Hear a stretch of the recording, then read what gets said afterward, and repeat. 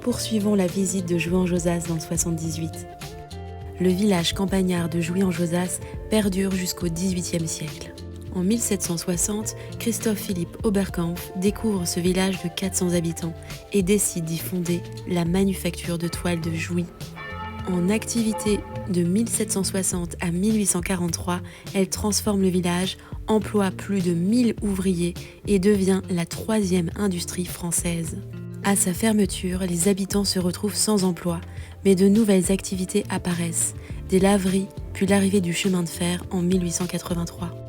Enfin, pendant la Seconde Guerre mondiale, le village subit de lourds dégâts, dont l'incendie du château du Moncel.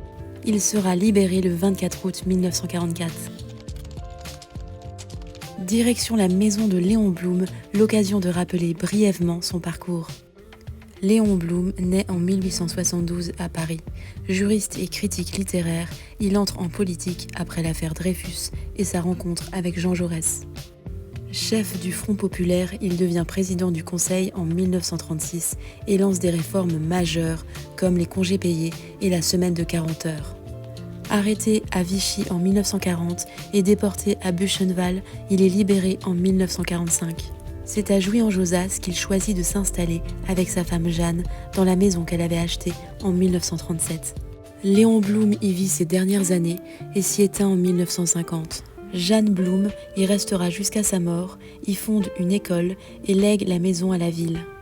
Depuis 1986, la maison de Léon Blum est devenue un musée et un lieu de mémoire ouvert à tous.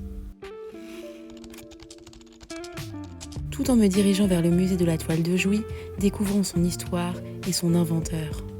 Créé en 1977 au château de l'Églantine, le musée de la toile de Jouy fait revivre l'histoire de la célèbre manufacture fondée en 1760 par Christoph-Philipp Oberkampf.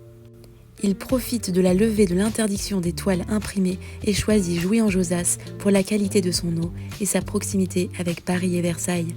Grâce à son ingéniosité, la manufacture devient la plus importante d'Europe.